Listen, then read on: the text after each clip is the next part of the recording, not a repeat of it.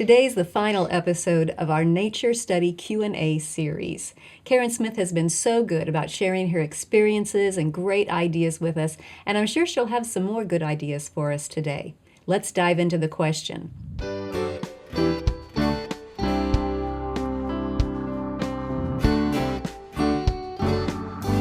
Welcome to the Simply Charlotte Mason podcast. I'm Sonia Schaefer.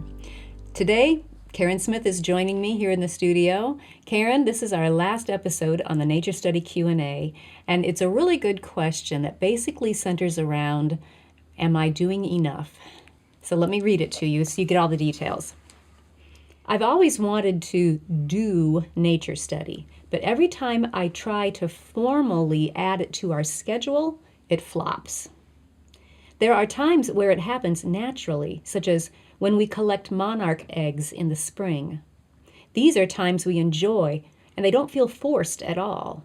We've learned so much about monarchs by observing them year after year. We also notice when certain trees around our home bloom, when specific insects emerge for the year, etc. But I really want to start recording what we learn. Is this enough? Or should I make a greater effort to have my children, and maybe myself, record our observations? How should I do this without making it feel like a chore for them? So, is this mama doing enough? She's doing plenty. Talk about that. What do you mean? Well, her children are informally and naturally connecting with nature. And that is one of the hardest things to achieve in our children for nature study, is that love for being out in nature. That's true. I mean, you could schedule it and drag them out there kicking and screaming every week, and that's not going to do nearly as much as what this mama is enjoying with her children. Correct. Her children are doing it naturally, and so that puts them way ahead of other children who maybe it's just not something they enjoy at this time. So enjoying being out in nature is a huge, huge step. Yes. To nature study. If her children are doing regular, informal, natural nature study, there may not be any need to make a scheduled time. It's natural for them. They're making the connections. Now you said if they're doing, you used like 3 adjectives. I want to make sure we got those. If they're doing regular, I think that's very important. Yes. It's not just every now and then. And it doesn't have to be every day or every week, but regularly. It could be twice a month. There are opportunities. But they're naturally drawn to it. I think that's the key. And probably the frequency is going to change depending on the season. Yes. According to where you live, potentially. Yes. Okay, so regular, what was the second adjective you Informal. used? Informal. Meaning it wasn't scheduled for them to go out and look at something. It was just, look at these monarch eggs, or look at these caterpillars. Yes. Okay, and what was the third adjective? Naturally. So they seem to be doing that. It's just a part of their life, yes, really. And that's what we wanted. That's the goal. That is. Yes. So, okay. All right, good. So that's good. Now, if you feel a need to schedule, there may be some reasons for doing that. Maybe she has one or more children that do need to have nature study scheduled. Maybe some are naturally drawn to it and they do it whether it's scheduled or not. There's another child who needs it on the schedule. That's a good point. It's okay to do that. Okay. Sometimes we are drawn to the same things over and over again. So you might have a child who's only interested in watching the insects, or one who is enjoying just the flowers that are planted. And that's the only things that they look at. Sometimes you might want to schedule it so that you broaden what they are looking at.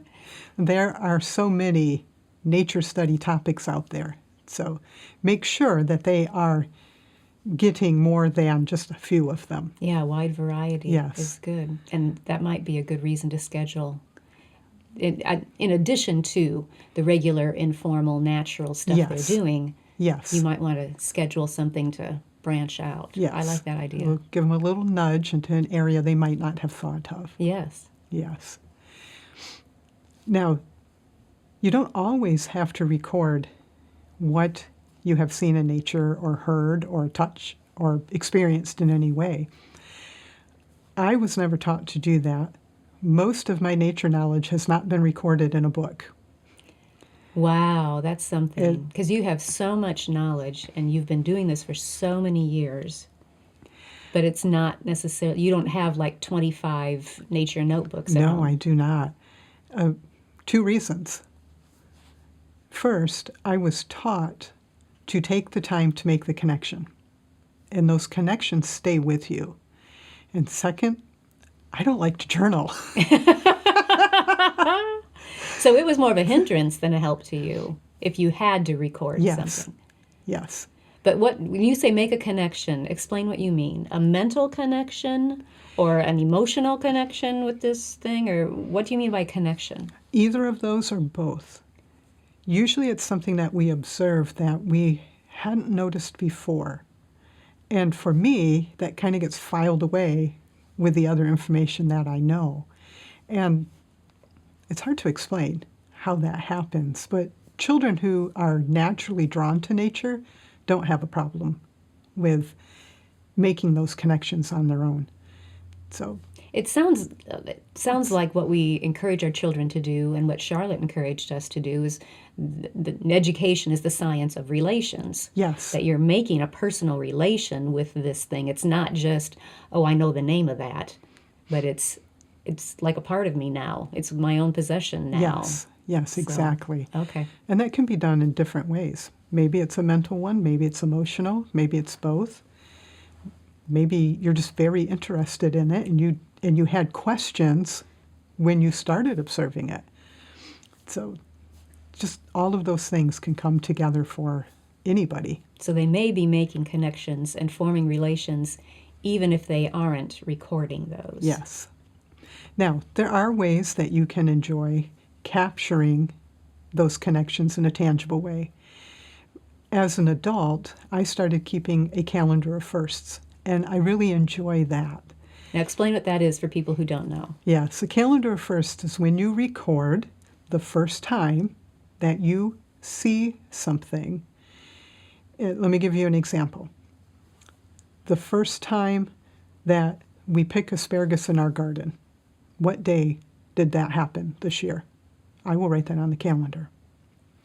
What was the first day that we had a frost in the fall?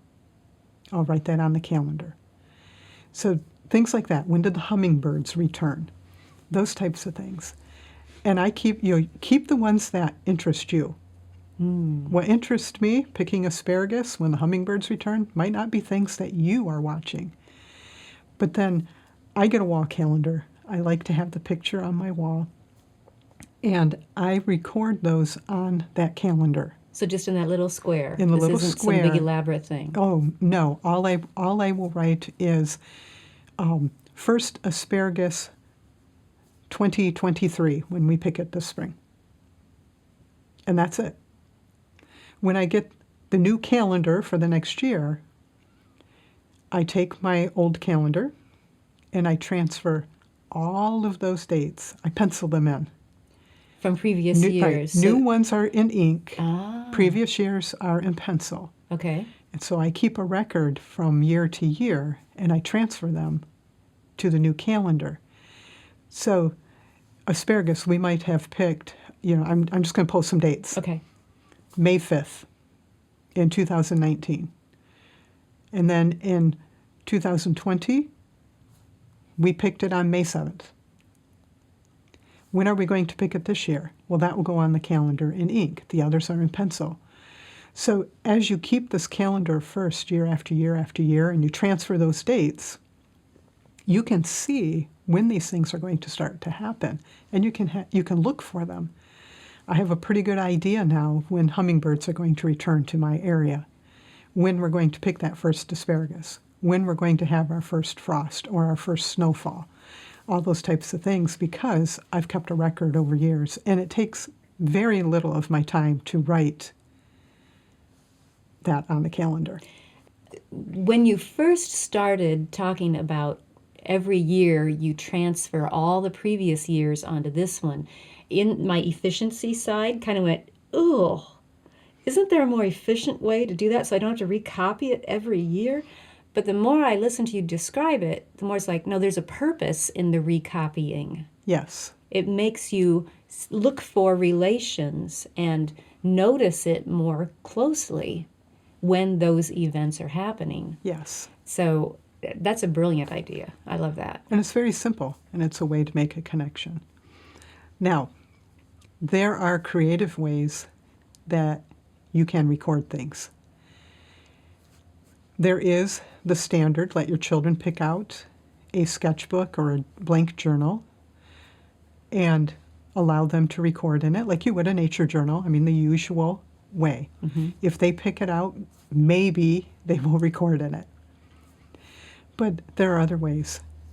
Some children enjoy making videos of what they're seeing. The monarch butterflies, the eggs to butterfly that they have observed year after year. Have you tried filming those parts? That would be interesting, especially if you could end up with a time lapse of your Yes. own making. Yes. So there's that. They can take photos. Maybe a child likes to scrapbook. They could scrapbook about the life cycle of the butterfly or a favorite tree in the different seasons. So just different ideas of how you can be creative in capturing those experiences in a more tangible way than just in your head. And we've talked about the butterflies throughout this episode, but I know we did a previous episode with some other project, if you will, nature Yes. study project ideas. So we'll leave a link to that in the show notes Yes. in case other ideas And need to be we shared. did do an episode on a review of a Naturalist notebook that has good information on nature study, some good tips, and also has a calendar of firsts in it. Oh, yes, yes. And that's a multi-year calendar of Yes. firsts Yes, I included believe it's in that 5 journal. years. Yeah, Yes. nice. So we'll leave a link to that as well. Great. Any other ideas for this parent and for other parents who are wondering if they're doing enough? Enjoy watching your children in nature and the connections that they're making, and continue encouraging them to make those natural connections. Thank you. That wraps up our series on Nature Study Q&A. I hope it's been as helpful and encouraging to you as it has been to me. If you've missed any of the episodes, check the show notes for links, and I'll see you next time.